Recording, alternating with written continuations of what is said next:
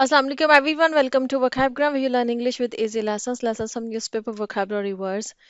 Today we all woke up to a very sad news from Turkey and Syria where a devastating earthquake hit both the countries, and it is reported that more than 1500 or 1600 people have been died so far. So there was an article in Dawn News, and I have selected 16 newspaper vocabulary words from that article and going to explain them in this lesson. So let's begin. Our first word is pulverize. Pulverize is a verb and it means to reduce to very small particles by crushing or grinding. किसी चीज को pulverize करने का मतलब ये होता है कि उस चीज को बिल्कुल पीस के रख देना, ठीक है। वो जो पीस देना होता है ना कि वो कोई भी बड़ी चीज है वो पीस कर आप उसको बिल्कुल छोटे छोटे या तो टुकड़ों में उसको कन्वर्ट कर दें या बिल्कुल ही उसको पाउडर फॉर्म में ले आए, ठीक है। तो इसको पुल्वराइज करना कहते हैं, ठीक है। तो इसको इन्होंने सेंटेंस में इसमें से लिखा हुआ था कि more than 1400 people were killed and thousands injured on Monday when a huge earthquake struck central Turkey and northeast Syria, pulverizing apartment blocks। मतलब कि 14,000 से ज़्यादा कुछ न्यूज़पेपर्स में कुछ जगह पे जो मीडिया हाउसेस हैं वो रिपोर्ट कर रहे हैं 1500 से ज़्यादा, कुछ मीडिया हाउसेस रिपोर्ट कर रहे हैं कि 1600 से ज़्यादा जो लोग हैं ना वो इसमें मतलब फोत हो चुके हुए हैं और मारे जा चुके हैं, और तकरीब हज़ारों की तादाद में जो लोग हैं वो इंजर्ड हैं। जो कि ये अर्थक्वेक जो वो स्ट्रक किया मतलब कि उसने हिट किया है सेंट्रल तुर्किया को, ठीक है। और जो है ना नॉर्थ ईस्ट सीरिया का जो ये पार्ट्स हैं इस पे जो है वो मतलब इस अर्थक्वेक ने हिट किया है। पुल्वराइजिंग अपार्टमेंट ब्लॉक्स मतलब कि इतना सख्त और इतना स्वेयर किस्म का ये अर्थक्वेक था कि जो अपार्टमेंट के ब्लॉक्स थे उसको पुल्वराइज कर दिया। मतलब वो जो वो अपार्टमेंट बिल्डिंग्स गिरी हैं, आपने शायद सोशल मीडिया पे वो वीडियोस देखी हो। बहुत ही जो है ना वो हार्ट ब्रेकिंग वीडियोस हैं। मतलब वो बिल्डिंग्स जब गिर रही हैं तो वो इतना शदीद था कि उसको पुल्वराइज उन बिल्डिंग ब्लॉक्स को जो है ना उसने पुल्वराइज कर दिया। मतलब कि बिल्कुल पाश पाश जिसको आप कह सकते हैं, टुकड़े टुकड़े कर देना, छोटे पार्टिकल्स में पाउडर फॉर्म में उसको कर देना। या अल्लाह। तो अच्छा नेक्स्ट है जी heap. Heap is a verb. Heap जो है ये एज ए वर्ब भी यूज होता है, नाउन भी यूज होता है, ठीक है। ये जो इसके इसी वजह से मैंने इसके दो मतलब लिखे हैं। जैसे कि ये पहला है ए मेसी पाइल ऑफ थिंग्स। ऐसे जब हम इसको नाउन को यूज करेंगे ना तो इसका मतलब ये होता है कि किसी भी चीज का ढेर जो है वो हीप कहलाता है। जैसे कि हीप ऑफ क्लोथ्स, आपने बहुत सारे जो है वो अपने कपड़ों का एक ढेर लगा दिया हो, इकट्ठे एक जगह पर आपने कर दिया उनको, तो वो हीप ऑफ क्लोथ्स कहलाएगा। या किताबों का हीप ऑफ बुक्स कहला सकता है कि आपने एक जगह पे किताबों का ढेर लगा दिया है, ठीक है। कहीं पर आपने बॉटल्स का ढेर लगा दिया, हीप ऑफ बॉटल्स। मतलब किसी भी चीज का अगर ढेर लगा तो उस ढेर को हीप कहेंगे, ठीक है। हीप ऑफ जिस भी चीज का ढेर है, फिर नेक्स्ट आप वो चीज बोलेंगे। ये एज ए नाउन हमने जब इसको यूज किया है। एज ए वर्ब करेंगे तो put things into a large untidy pile, ठीक है। जब एज ए वर्ब हीप करना मतलब कि किसी चीज का ढेर लगाना, ढेर को भी आप हीप कहेंगे और ढेर लगाने को भी आप हीप कहेंगे, ठीक है। अच्छा जी, इसका सेंटेंस ये है कि heaping more destruction on Syrian cities already devastated by years of war, ठीक है। वो ये कह रहे हैं कि heaping more destruction on Syrian cities मतलब डिस्ट्रक्शन का ढेर लगा दिया है जो शाम की जो सिटीज हैं, क्योंकि वो तो पहले से ही तबाही में थे। शाम के जो वो शहर हैं ऑलरेडी डेविस्टेटेड, वो तो ऑलरेडी तबाह हुए हुए हैं by years of war, war की वजह से, क्योंकि वहाँ पे सालों से जो है वो मतलब जंग चल रही है सीरिया के अंदर। तो वो ऑलरेडी वो शहर जो है वो मतलब डेविस्टेटेड थे और वहाँ पर हीप हो गया, मतलब कि ढेर लग गया है डिस्ट्रक्शन का, तबाही का, ठीक है। कि मजीद उसमें तबाही में इजाफा हो गया है। नेक्स्ट है जी rubble. Rubble is a noun and it means a pile of broken bricks and stones. देखिए जब कहीं पर भी जलजला आए या कोई भी ऐसी चीज़ हो जिसकी वजह से कोई बिल्डिंग जो है वो नीचे जब गिर जाती है, तो वो आप देखिएगा उसके जो भी स्टोन्स और जो ब्रिक्स होती हैं, ईंटें वगैरह होती हैं, जो भी उसका सीमेंट का जो भी उसका कंस्ट्रक्शन मटेरियल होता है, उसका जो ढेर लगा हुआ होता है ना उसको रबल कहते हैं। उर्दू में आप इसको मलबा कह सकते हैं, ठीक है। अच्छा जी, सेंटेंस में उन्होंने इस तरह से यूज किया था कि rescue workers were struggling to pull casualties from rubble in bitter weather. अच्छा जी, बिटर वेदर कहते हैं बहुत ठंडा जो मौसम होता है ना, जब मतलब दर्जा हरारत बहुत ज़्यादा मतलब कम हो, ठंडा मौसम बहुत ज़्यादा हो, तो उसको बिटर वेदर कहते हैं, ठीक है। और कैजुअलिटीज़ कहते हैं जो भी लोग जो हैं वो किसी भी मतलब हादसे में जो लोग मारे जाते हैं ना, उनको कैजुअलिटीज़ बोला जाता है। तो वो कह रहे हैं कि जो रेस्क्यू वर्कर्स हैं, जो कि जो वहाँ पर जो वर्कर्स काम कर रहे होते हैं लोगों की हेल्प करने के लिए, मदद करने के लिए, वो स्ट्रगल कर रहे थे, मतलब कोशिशें कर रहे थे कि टू फुल कैजुअलिटीज़, के वो लोग जो कि इससे मुतासरीन हैं, जो भी लोग हैं, जो भी वहाँ पे मलबे के नीचे आकर जो लोग फ्रॉम रबल मतलब मलबे के नीचे जो लोग दबे हुए हैं, जो मर गए हैं उसमें, उनको पुल करने के लिए, उनको बाहर खींचने के लिए इन बिटर वेदर, मतलब इतने ठंडे मौसम में भी, इतने बुरे मौसम में भी जो है ना वो मतलब रेस्क्यू वर्कर्स जो थे वो ये काम कर रहे थे। नेक्स्ट है जी debris. Debris is a noun and it means the remains of something that has been destroyed। ठीक है, जो डेब्री भी जो होता है ना, जैसे मैंने रबल आपको मलबा कहा है, मलबा रबल जो होता है ये तो बिल्डिंग्स का होता है मलबा। जब कोई बिल्डिंग जो है वो तबाह होकर नीचे गिरती है तो उसकी जो ईंटें और जो भी सीमेंट और जो भी उसका मटेरियल होता है, ठीक है, उसको रबल बोलते हैं। डेब्री किसी भी चीज़ का मलबा हो सकता है, रिमेन्स ऑफ समथिंग, किसी भी चीज़ की जो रिमेन्स होती हैं ना, जो उसकी बाकियात जिसको आप बोल सकते हैं उर्दू में, वो डेब्री कहलाता है, ठीक है। जो कोई भी चीज़ जो है वो तबाह हो गई है और उसकी जो तबाही के बाद जो उस चीज़ की बाकियात रह जाती है ना, उसको डेब्री बोलते हैं। सेंटेंस ये है कि dozens of rescue workers searching through amount of debris all that was left of a big building. ठीक है, किसी बड़ी बिल्डिंग का जो है ना, अब चूंकि डेब्री भी बाकियात होती है ना, कोई भी चीज़ जो तबाह हुई है उसकी बाकियात, तो यहाँ पर उन्होंने रबल को दोबारा यूज़ करने के बजाय इस वर्ड को उन्होंने डेब्री वर्ड यूज़ किया है। माउंट कहते हैं ढेर को, ठीक है। माउंट ऑफ डेब्री मतलब बाकियात का जो ढेर लगा हुआ था, वो जो बिल्डिंग्स तबाह हुई हैं, गिरी हैं वो, तो उनकी बाकियात का जो ढेर लगा हुआ था ना, उसमें से dozens of rescue workers searching through, वो मतलब कि मतलब दर्जनों की तादाद में जो रेस्क्यू वर्कर्स थे वो तलाश कर रहे थे वो जो ढेर लगा हुआ था, उन बाकियात का, जो भी बिल्डिंग्स के जो मलबा था, उस मलबे का जो ढेर लगा, तो उसमें से वो तलाश कर रहे थे कि शायद उन्हें कोई मतलब सर्वाइवर मिल जाए। तो वो उस किसी सर्वाइवर की तलाश में, मतलब उस बाकियात में से वो लोगों को ढूंढ रहे थे। नेक्स्ट है जी haul off. Haul off is a phrasal verb and it means to take something someone और समथिंग टू समवेयर। किसी चीज को उठाकर किसी दूसरी जगह पे ले जाने को हॉल ऑफ करना कहते हैं, ठीक है। उसके लिए हम ये फ्रेजल वर्ब यूज करते हैं। और उसमें सेंटेंस ये था कि hauling of bits of wreckage as they looked for survivors. ठीक है, hauling of bits of wreckage, bits कहते हैं टुकड़ों को, रैकेज कहते हैं जो भी तबाही हुई होती है, ठीक है, वो जो भी मलबा वहां पे, तब रैकेज को भी आप मलबा कह सकते हैं, ठीक है। कि जो भी वहां पर पड़े हुए होते हैं, जैसे कि बड़ी बड़ी जो भी चीजें, जब जाहिर है एक बिल्डिंग गिरी है तो उसका जो मलबा पड़ा होता है, तो उसके जो टुकड़े थे ना, वो हॉल ऑफ कर रहे थे, मतलब कि वो उठाकर उसको किसी व्हीकल वगैरह में ओब्वियसली डाल के या कहीं पे भी साइड पे वो ले जा रहे थे, ताकि वो ऊपर से वो मलबा उठा रहे थे, हॉल ऑफ कर रहे थे, मतलब हटा रहे थे उसको, रिमूव कर रहे थे उसको, उठा के किसी दूसरी जगह पे ले जा रहे थे, ताकि वो जो है ना किसी सर्वाइवर को वो वहां पे तलाश कर सके, कि हो सकता है कोई इंसान जिंदा वहां पर नीचे दबा हुआ हो। तो उस सर्वाइवर की तलाश में जो ना वो हॉल ऑफ कर रहे थे उस जो भी रैकेज वहां पर पड़ा हुआ था, ठीक है जी। नेक्स्ट है जी billowing. Billowing is an adjective and it means spreading over a large area. Billowing का मतलब होता है कोई चीज बहुत बड़े, मतलब कि उड़कर फैल जाए, ठीक है, तो वो बिलोइंग कर रही है वो चीज, ठीक है। जैसे कि सेंटेंस था कि footage circulated on Twitter showed two neighbouring buildings collapsing one after the other in Syria Aleppo, filling the street with blowing dust. वो ये कह रहे हैं कि एक फुटेज कोई सर्कुलेट हो रही है ट्विटर के ऊपर, जिसमें बता रहे कि दो बिल्डिंग्स जो एक दूसरे के साथ थी, नेबरिंग बिल्डिंग्स का मतलब यही हुआ कि एक दूसरे के साथ वो थी बिल्डिंग्स, कोलैप्स की एक के बाद एक, पहले एक कोलैप्स की फिर दूसरी कोलैप्स की, ये सीरिया में हुआ। और उसकी वजह से जो पूरी गली थी, पूरी स्ट्रीट थी, वो बिलोइंग डस्ट, मतलब कि उड़ती हुई डस्ट जो थी ना, हवा में जो फैली हुई डस्ट थी, वो फैल गई, वो हर तरफ फिल हो गई, भर गई वो स्ट्रीट जो थी उस डस्ट से।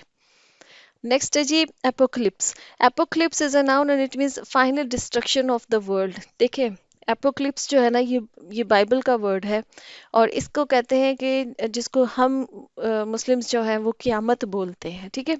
तो क़यामत को वो बाइबल में जो ना वो एपोक्लिप्स बोलते हैं, कि जो जो जो दुनिया है वो फाइनली, जो वो आखिरत में जो पूरी तरह से क़यामत के रोज़ वो ख़त्म हो जाएगी, तबाह हो जाएगी, तो वो जो final destruction of the world है उसको एपोकलिप्स बोला जाता है। सेंटेंस ये है कि Abdul Salam Al Mahmoud, a Syrian in the town of Atarib, said it felt like the apocalypse. मतलब ये कोई वहाँ पर सीरिया के कोई आई विटनेस है, उसने ये बोला है कि ऐसे लग रहा था जैसे क़यामत आ गई है। मतलब इतनी तबाही हुई है, इतना खतरनाक ये ज़लज़ला था कि उनको ऐसे लगा कि जैसे क़यामत आ गई है।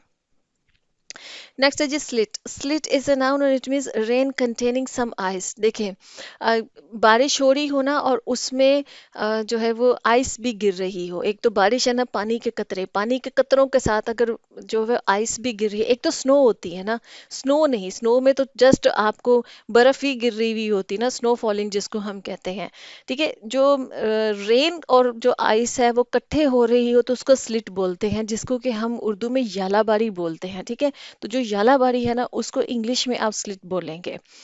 सेंटेंस ये है कि Syrian state television showed footage of rescue teams searching for survivors in heavy rain and slit. ठीक है, वो फुटेज मतलब दिखा रहे हैं सीरियन जो स्टेट टेलीविजन, उन्होंने दिखाया है कि जो रेस्क्यू टीम्स है वो तलाश कर रही हैं सर्वाइवर्स को, जो बच गए हैं। और वो मतलब रेस्क्यू टीम्स वाले जो लोग हैं, हैट्स ऑफ टू देम कि वो इस रेन में मतलब इतनी भारी बारिश हो रही है और यालाबारी हो रही है, तो वो उस भारी बारिश और यालाबारी में भी ना जो सर्वाइवर्स की तलाश में वो लोग काम कर रहे हैं। अच्छा जी, नेक्स्ट है जी tremor. Tremor is a noun and it means a shaken movement. Tremor का मतलब होता है जलजला, धड़कना, धड़कना नहीं, क्या क्या उसको वर्ड कहेंगे, जब कोई चीज़ बहुत तेजी से शेक करती है ना, हिलती है।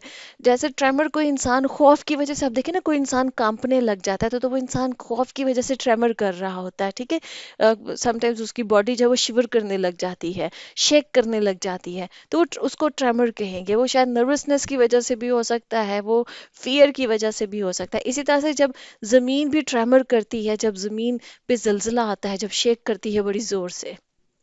अच्छा जी, सेंटेंस है कि tremors were felt in the Turkish capital of Ankara 460 kilometres north west of the epicentre and in Cyprus where police reported no damage. वो कह रहे हैं कि ट्रेमर्स वर फेल्ट मतलब शेक्स वर, इसको झटके कह सकते हैं आप। ठीक है, कि झटके जो है ना वो महसूस किए गए हैं, जो तुर्की का जो टर्किश कैपिटल है जो अंकारा है, उसमें मतलब कि झटके महसूस किए गए हैं। 460 kilometres north west of the epicentre. Epicentre मतलब कि जो मरकज था ना जलजले का, उस मरकज से 460 किलोमीटर दूर था। ठीक है, और नॉर्थ वेस्ट की तरफ था। ठीक है, एंड इन सिप्रस, और सिप्रस के अंदर भी महसूस किए गए हैं where police reported no damage, जहाँ पे पुलिस ने ये रिपोर्ट किया कि कोई किसी किस्म का नुकसान नहीं हुआ है।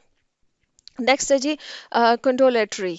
कंडोलेटरी जो है ना ये एडजेक्टिव और ये है ऑफरिंग कंडोलेंस। कंडोलेंस देखें जो होता है ना, ताज़ियत हम जिसको कहते हैं, ताज़ियत तो हो गया कंडोलेंस, वो नाउन हो गया। ठीक है, कंडोलेटरी हो गया एडजेक्टिव, और ये आप कह सकते हैं ताज़ियाती। ठीक है, ताज़ियाती जिसको हम उर्दू में बोलते हैं वो कंडोलेटरी हो गया, और कंडोलेंस जो है वो ताज़ियत हो गया। ठीक है जी, सेंटेंस ये है कि Erdogan thanked prime minister Shehbaz for the condolatory call and for offering support, saying that he valued the sentiments of the Prime Minister as well as the Pakistani people. देखिए, जो उर्दुगान है जो कि तुर्की के प्रेसिडेंट है, उन्होंने मतलब कि शुक्रिया अदा किया है जो पाकिस्तान के प्राइम मिनिस्टर हैं शहबाज शरीफ उनको, क्योंकि प्राइम मिनिस्टर जो है शहबाज शरीफ जो है, इन्होंने कॉल की थी उर्दुगान को, और उनके साथ ताज़ियत की, और उनके साथ सपोर्ट जो है ना वो उनको मतलब पूरी ऑफर की है कि हम आपकी पूरी इसमें मदद करेंगे। ठीक है, तो वो कह रहे हैं कि फिर उसके रिस्पॉन्स में जो है वो उर्दुगान ने एक तो शुक्रिया अदा किया फॉर द कंडोलेटरी कॉल, मतलब ताज़ियाती कॉल जो उन्होंने की है। ठीक है, तो जो ताज़ियाती कॉल है उसके लिए उन्होंने शुक्रिया अदा किया, और जो ऑफ़र उन्होंने सपोर्ट की, जो मदद की ऑफ़र की है उसका शुक्रिया अदा किया, और सेइंग दैट मतलब ही वैल्यूड द सेंटिमेंट। सेंटिमेंट्स कहते हैं जज्बात को, कि जो भी जज्बात हैं, जो प्राइम मिनिस्टर के जज्बात है और जो पाकिस्तानी लोगों के जज्बात है, उनको वो बहुत वैल्यू करते हैं, मतलब कि उनके उनके लिए बहुत अहमियत है इनकी, इन सब की। ठीक है, नेक्स्ट है जी सॉलिडेरिटी। सॉलिडेरिटी जो है ना ये नाउन है एंड इट मीन्स यूनिटी।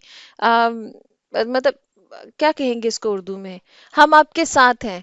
जब आप यूनिटी किसी के साथ शो करते हैं ना, तो वो जो आप कहते हैं ना कि मैं इस चीज़ में मैं आपके साथ हूँ, तो आप उस वक्त सॉलिडेरिटी शो कर रहे होते हैं। ठीक है, इसको उर्दू में क्या कहेंगे?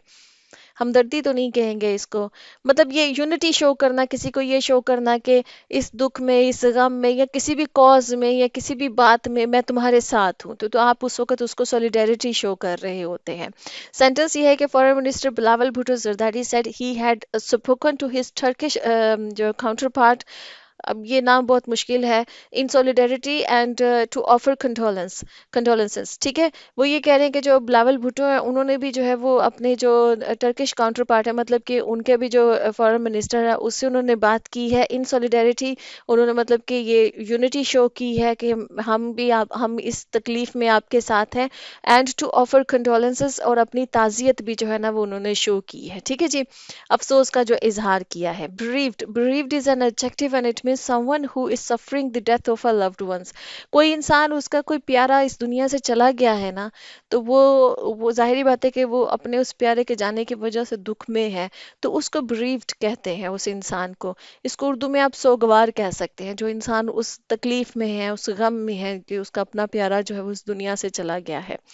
सेंटेंस इसका ये था कि we extend our deepest condolences to the bereaved families and pray for early recovery of those injured, it said.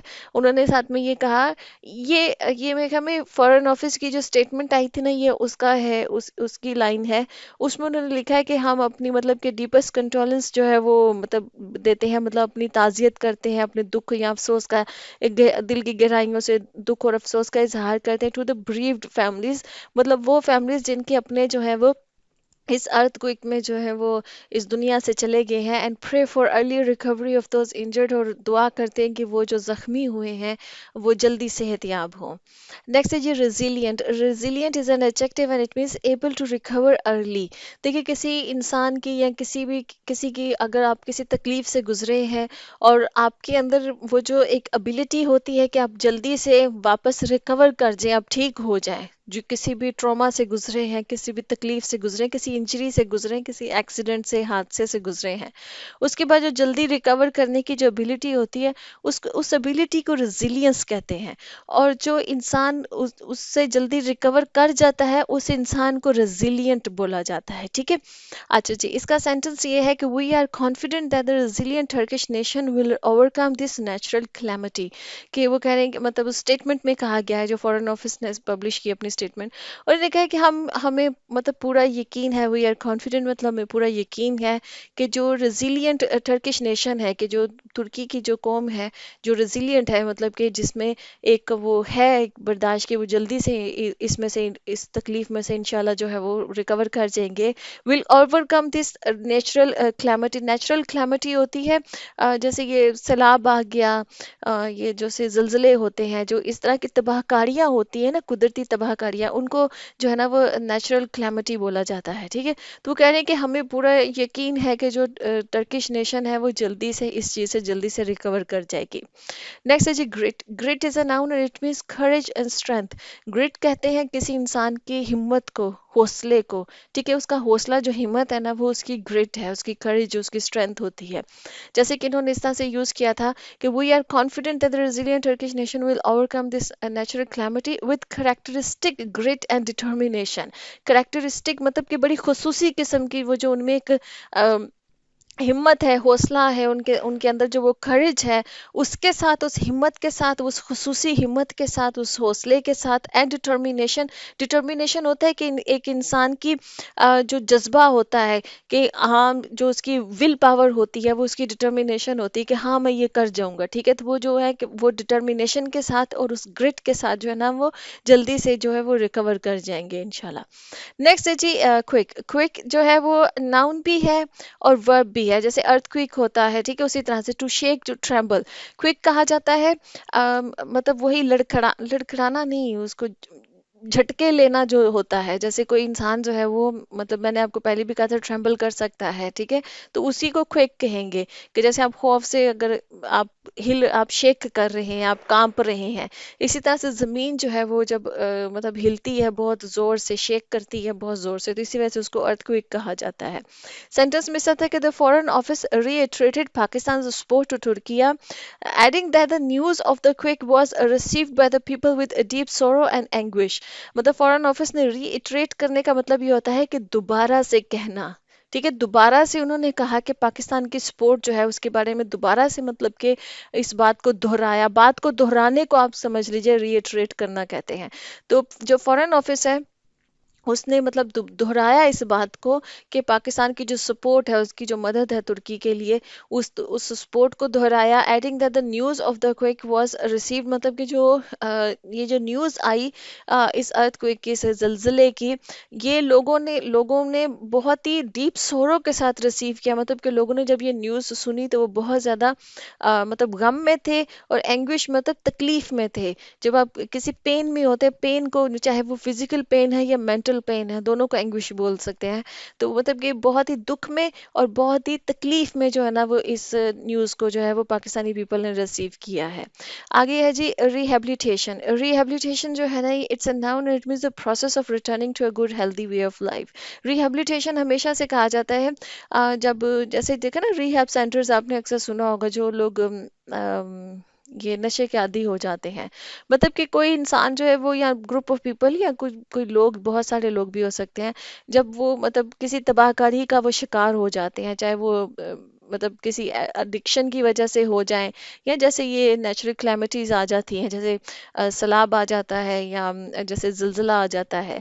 तो उससे जो तबाहकारी का शिकार जो लोग होते हैं उनको वापस एक प्रॉपर हेल्दी लाइफ की तरह वापस लाने को रिहैबिलिटेशन कहा जाता है। इस प्रोसेस को रिहैबिलिटेशन कहा जाता है। सेंटेंस ये है कि Pakistan also assure Turkiye it will continue to work with it in the post disaster rehabilitation and reconstruction phases. ठीक है, कि वो कह रहे हैं कि पाकिस्तान ने ये यकीन दिलाया है तुर्की को कि वो अपना काम जो है ना उनके साथ वो जारी रखेगा। इस डिजास्टर के बाद की जो रिहैबिलिटेशन है, जो आबादकारी है लोगों की, और जो रिकंस्ट्रक्शन का फेस है, जाहिर बात है बिल्डिंग्स जो है वो जो तबाह हुई है उनको दोबारा से कंस्ट्रक्ट करना है। तो उस फेज के बाद भी जो है वो अपनी सपोर्ट जो है वो जारी रखेगा after the immediate relief effort. कि वो जो इमीडिएट रिलीफ एफर्ट्स है ना, ये जो भी फौरी जो है तिब्बी इमदाद दी जा रही है, रिलीफ एफर्ट्स दी जा रही हैं, तिब्बी तो नहीं कहा, तिब्बी भी इसमें इंक्लूड होता है, रिलीफ एफर्ट्स कहा जाता है कि जो जो भी रिलीफ के लिए, लोगों की मदद के लिए जो इमिजिएटली फ़ौरन दी जा रही हैं, उन एफर्ट्स के बाद भी जो है वो अपनी जो सपोर्ट है वो उसको जारी रखेगा, ताकि वो लोगों को रिहेबिलिटेशन के लिए और जो है वो रिकंस्ट्रक्शन के लिए जो है ना वो अपनी सपोर्ट जारी रखेगा। ओके जी फ्रेंड्स, यहाँ पे लेसन खत्म होता है। होप के लेसन आपके लिए अच्छा था, आपने नए वर्ड्स सीखे हैं। जो भी वर्ड्स सीखे हैं मुझे बताइएगा कमेंट्स में। नाइस यू नेक्स्ट सेशन, अल्लाह हाफिज़।